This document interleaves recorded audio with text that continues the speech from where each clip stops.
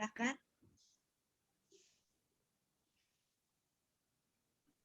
Dada, silakan Dada. Namaskar. Namaskar, Dada. Bapak Dokter dan ada Pak Dokter Bupendra juga dari Karangasem. Namaskar, selamat bergabung. Ya, ini saya rasakan masa lalu ya, kayak saya ikut kuliah. Jadi bagus ini kita bisa lanjut lebih detail ya. Ini saya udah chat di chat box.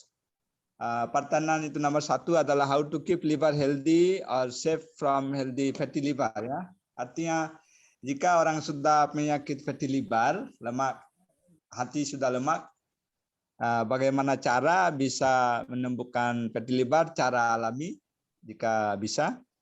Nomor 2, kolesterol itu memang perlu di tubuh kayak otak ya, kayak hormon, perbuatan hormon untuk sirkulasi kayak di neuron. Tapi kolesterol yang mana kita gunakan untuk otak dan hormon, dan kolesterol yang mana bahaya untuk liver atau tubuh.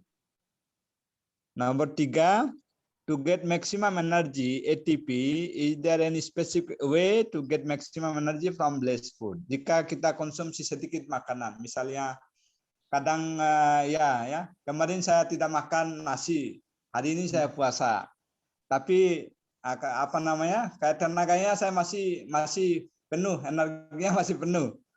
Apakah ada cara yang orang sering makan tapi katanya lemas, 2 kali 3 kali makan nasi tapi katanya lemas? Nah, kenapa itu? Biar dapat maksimum energinya.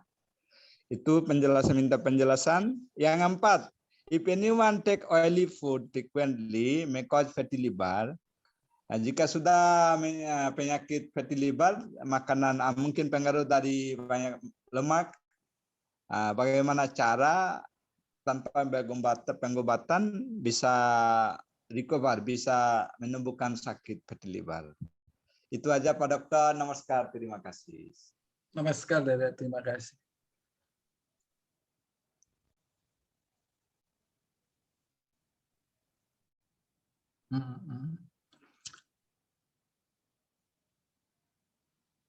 Oke, ini ya. Nah, fatty liver itu kan bisa penyebabnya ya, itu ya bisa karena alkohol ya, kemudian bisa karena kegemukan ya, gemukan itu ya, kelebihan. Jadinya caranya adalah, sedangkan liver itu dia sebenarnya bisa melakukan regenerasi ya.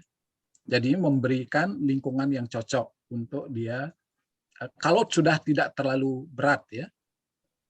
Oke, itu dia bisa untuk recover sendiri dalam derajat tertentu. Oke, jadinya ya hindari hal-hal yang bisa merusak sel-sel liver itu. Kemudian berikan lingkungan yang bagus ya, misalnya makanan-makanan yang sehat, kemudian istirahat yang cukup, minum yang cukup ya, itu. Kemudian yang kedua, kolesterol penting untuk otak ya dan hormon. Dari mana asalnya? Ya memang kolesterol itu biasanya kalau orang bicara kolesterol itu biasanya lebih mengarah kepada penyakit ya. Padahal sebenarnya alkohol itu penting juga untuk tubuh ya. Seperti ini pertanyaan Dada. Dia merupakan sebenarnya dia merupakan komponen dari alkohol, itu bisa menjadi komponen dari membran sel ya. Membran sel. Dari komponen dari membran sel ini dia juga berperan penting ya dalam dalam pembentukan saraf ya. Sebenarnya dalam saraf itu yang penting kan juga adalah membrannya dia, ada mielinnya dan lain sebagainya. Jadinya dalam pembentukan saraf itu alkohol ini kolesterol ini juga penting. Kemudian untuk hormon itu ada hormon-hormon, terutama hormon steroid itu asalnya berasal dari kolesterol ini. Ya, kolesterol ini. Misalnya hormon steroid itu seperti estrogen, progesteron gitu ya. Itu pada perempuan, ada testosteron itu.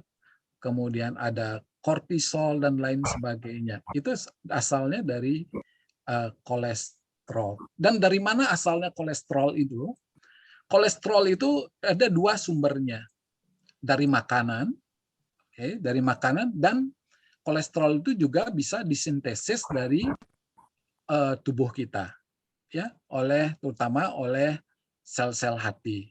Ada sel-sel lain juga bisa ya mensintesis kolesterol. Misalnya kelenjar-kelenjar yang menghasilkan hormon-hormon steroid juga bisa dia ini mensintesis kolesterol. Jadinya ini dalam proses kolesterol ini nanti itu ada keseimbangan ya. Kemudian kalau dia misalnya kurang dari kebutuhan, kita makan kolesterol, makan dari kurang dari kebutuhan, maka tubuh kita akan mensintesis kolesterol. Kalau seandainya terlalu lebih kita makan kolesterol, nanti kolesterol itu akan dibuang, kemudian tubuh kita akan menurunkan sintesisnya. Oke, yang penting itu kan biasanya kita itu mengontrol kolesterol yang berasal dari makanan ya. Kalau di dalam tubuh kita, kalau memang sudah kalau diet kontrol dari makan itu tidak bisa, biasanya kalau orang sudah mengalami hiperkolesterolemia itu dikasih obat-obat yang bisa menurunkan sintesis dari kolesterol. Itu. Ada yang di sini kayaknya kalau orang margi tidak pernah dia minum obat penurun kolesterol, obat yang bisa menghentikan, yang mengurangi produksi kolesterol di dalam tubuh kita. Yang ketiga itu to get maximum energy, is there any specific way get maximum energy from less food? Oke. Oke, perasaan berenergi itu mungkin berbeda ya dengan produksi energi ya. Itu beda ya. Mungkin dibedakan ya. Kalau perasaan berenergi itu mungkin suasana emosional kita lebih penting ya.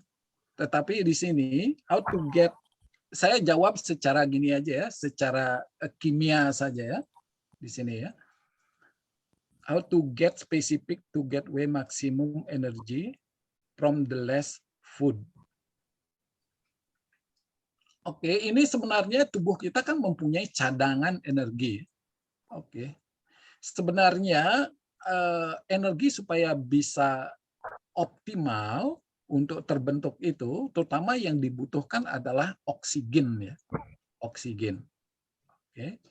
Tapi oksigen ini sebenarnya dia sebagai pembakarnya, tapi sebenarnya oksigen itu sebagai oksidatornya yang terakhir. Nah, ini seperti kita itu membuat energi ya. Kalau kita misalnya energi itu misalnya dihasilkan oleh pembakar, bahan bakarnya itu adalah makanan kita, sedangkan pembakarnya itu adalah nanti oksigennya. Oke. Nanti ini harus yang utama biasanya tubuh kita untuk menghasilkan energi yang menjadi pembatas itu adalah oksigennya. Biasanya kalau cadangan, kalau dalam keadaan normal ya, tidak pada kelaparan, itu biasanya kan kita juga disiapkan oleh cadangan energi di dalam tubuh kita. Kalau karbohidrat kita habis, biasanya ditingkatkan nanti lemaknya dipakai sumber bahan bakarnya, kemudian bisa nanti proteinnya sebagai bahan bakarnya. Nah, selain ada bahan bakarnya, selain ada oksigennya, ini itu harus juga bagus ya. Kondisi tubuh juga harus ideal.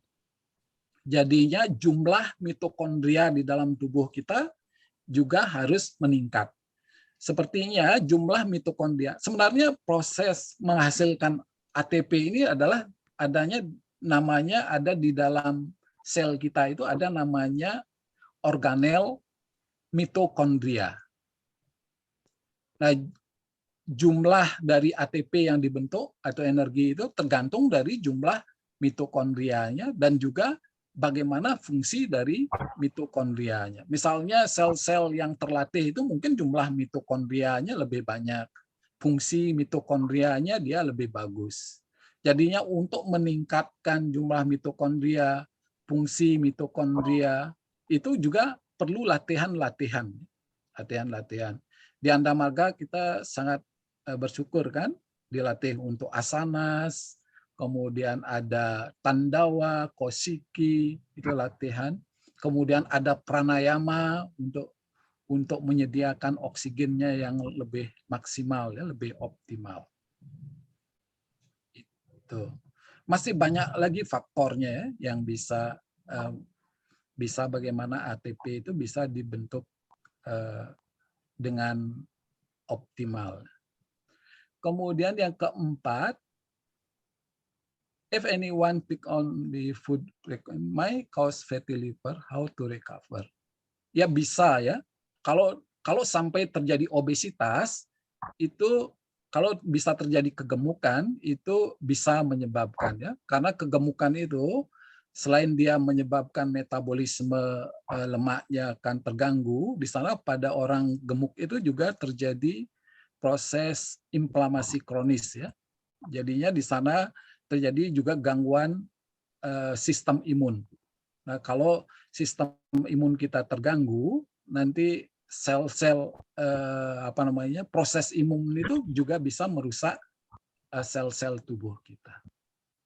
Oke, mungkin itu Dada. Ya, kalau namaskar. ini mungkin Dada bisa nambahin. Ya, terima kasih banyak. Ya. Mungkin Bapak itu yang ketiga itu mungkin spesifikasi tentang anaerobik dan aerobik way ya. Iya. Kan ada metabolisme, ada dua cara, yang anaerobik dan aerobik. Iya. Yang saya baca di buku, yang anaerobik dan aerobik ada satu cara yang dapat tahap 8 step, 8 tahap, tapi energinya di sana dapat full. ATP-nya dapat full.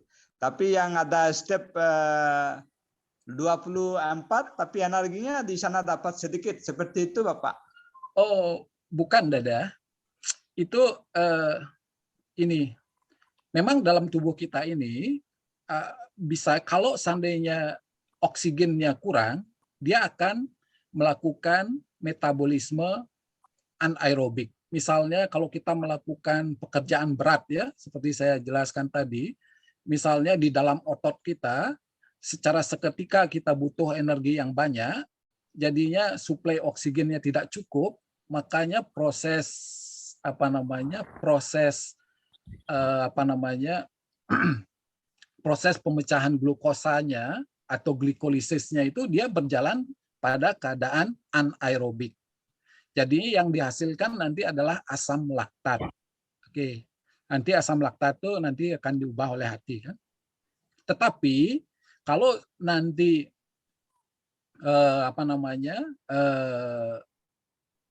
kadar oksigennya cukup, misalnya kalau pada misal aktivitas yang ringan, yang kontinu atau yang terlatih, itu nanti oksigennya cukup ya. Jadinya prosesnya itu tidak dia ke proses glikolisis anaerobik, tetapi terjadi proses glikolisis aerobik. Nanti tidak dia membentuk asam laktat, tetapi akan diubah menjadi piruvat pada proses glikolisis. Nanti dari piruvat ini baru akan dipecah, dia masuk namanya ke dalam siklus Krebs ya. Siklus Krebs nanti akan dihasilkan ATP dan juga namanya koenzim reduksi, nanti baru masuk ke dalam sistem namanya transport elektron dari mitokondria, nanti baru di sana di dalam terjadi proses fosforilasi oksidatif ya, di sana dibentuk ATP yang banyak sehingga bisa menghasilkan 38 ATP, 36 sampai 38 ATP. Sedangkan kalau pada glikolisis anaerobik hanya menghasilkan 2 ATP saja. Jadinya kalau misal orang terlatih itu misalnya cadangan misalnya mioglobinnya lebih banyak dan lain sebagainya, itu akan bisa membantu ya untuk lebih lama proses gininya, proses aerobiknya. Mungkin itu Dada yang bisa saya Ya, tanggapi. terima kasih Bapak. Terima Iya. kasih banyak. Ya, selamat lanjut yang lain. Jika ada Apa pertanyaan. ATP itu, Dada?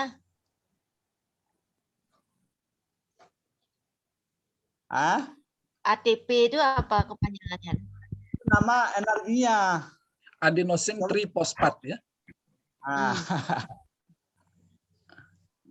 Itu adenosin, dia ada di sana, itu ada gula pentosanya, dia gula ribosa, kemudian ada nanti basa adeninnya, itu namakan dengan adenosin, kemudian ditambahkan dengan 3 fosfat menjadi adenosin triphosphate. Di sana sebenarnya yang membawa energinya itu adalah fosfatnya ya, fosfatnya. Dengan melepaskan fosfat itu dia akan melepaskan energinya. Kemudian dengan menempelnya fosfat pada zat yang lain itu akan memberikan energi secara sederhana. Mungkin tidak perlu itu ya, terlalu akademis itu, tidak susah. Kenapa kolesterol saya masih tinggi padahal berat badan saya 46 kg. Saya tidak makan daging dan olahraga yang cukup. Dengan Mbak Ibu ya, Ibu Kartini ya. Dokter. Umurnya berapa Ibu? 72 dokter. 72 ya. Ya. Karena kadar kolesterol itu kan banyak yang gini ya, Bu, yang mempengaruhi. Tidak hanya makanan saja, kemudian tidak hanya berat badan juga. Kolesterol itu kan perlu ditangkap ya. Kolesterol yang di dalam darah itu dia sebenarnya ditangkap untuk ditangkap oleh hati, kemudian dibuang ke dalam empedu ya.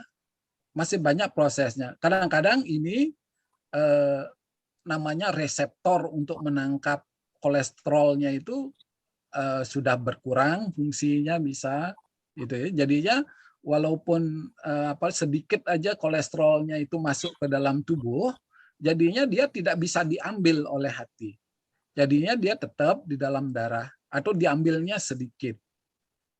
Kan tergantung kan jumlah kolesterol yang ada di dalam darah itu tergantung dari itu. Jumlah yang masuk, kemudian jumlah yang disintesis oleh tubuh kita, kemudian jumlah yang dikeluarkan juga.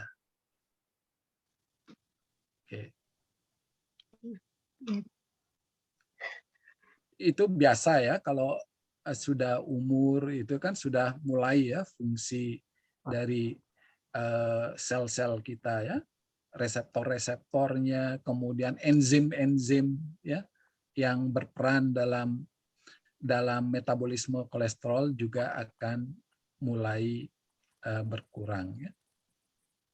Oke.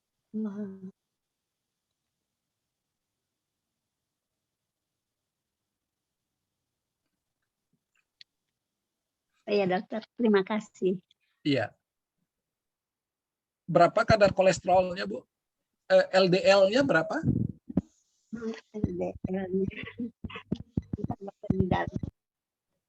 Ya biasanya LDL-nya itu yang diperhatikan ya.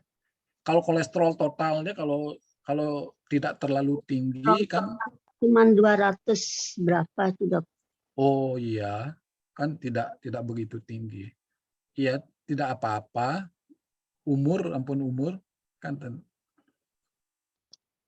Iya dok, terima kasih. Dokternya bilang Punapi, dokter yang melihat yang sering gitu, kan tidak dikasih obat dokter, cuman tadinya disuruh. Iya, disuruh diet, olahraga yang baik, aktivitas fisik yang baik, kenten kan, makan yang baik, nikementen.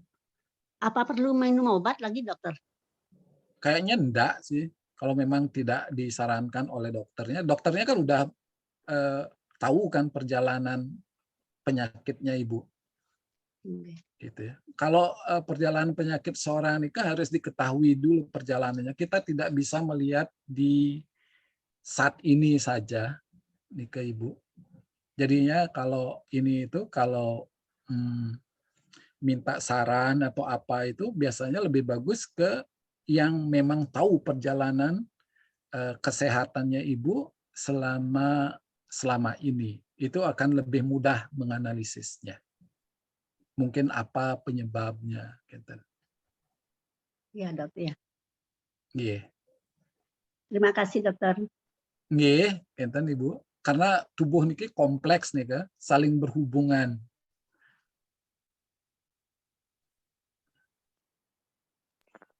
Apakah masih ada lagi pertanyaan-pertanyaan bagi yang lain? Waktunya sih memang sudah lebih. Sebenarnya banyak sekali masih pertanyaan, mungkin banyak sekali yang ingin tahu karena topik ini sangat menarik. Saya sendiri juga punya pengalaman tentang itu, tapi tidak akan bertanya sekarang. Saya berharap mungkin lain kali akan ada lagi kelas ini. Selanjutannya, ya Dada. Mungkin bisa lanjut di WhatsApp grup, Bu, pertanyaannya. Ya, bisa lanjut di WhatsApp group, bisa lanjut nanti kelas selanjutnya ada lagi nanti nambahan kelas libar nanti. Topik ini sangat menarik. Jadi untuk kali ini apakah kita akhiri dulu? Sudah lebih 40 menit. Kalau memang tidak ada lagi yang bertanya, nanti bisa dilanjutkan di WhatsApp group kalau ada pertanyaan, atau session yang berikutnya mungkin Dada akan create session berikutnya tentang yang berhubungan dengan lever dan sebagainya, karena masih sangat menarik. Terima kasih Siap. banyak. Siap. Ya, sudah ya Dada ya? Sudah. Ya. Jadi saya mengucapkan terima kasih banyak kepada Bapak Dr. Surudharma atau Surendra atas topik yang dibawakan tadi, sangat menarik dan juga banyak sekali pertanyaan. Terima kasih juga kepada telah menyelenggarakan acara ini dan sangat bagus karena itu menyangkut kesehatan kita, sehingga kita tuh konsen kepada apa yang harus kita lakukan untuk menjaga kesehatan diri sendiri. Terima kasih juga kepada sister-sister semua yang hadir, berada yang hadir. Semoga semuanya sehat dengan adanya kelas ini. Untuk selanjutnya, sebelum kita tutup, saya harap Sister Judika untuk Kirtan 1 menit saja untuk menutup kelas ini. Saya persilahkan.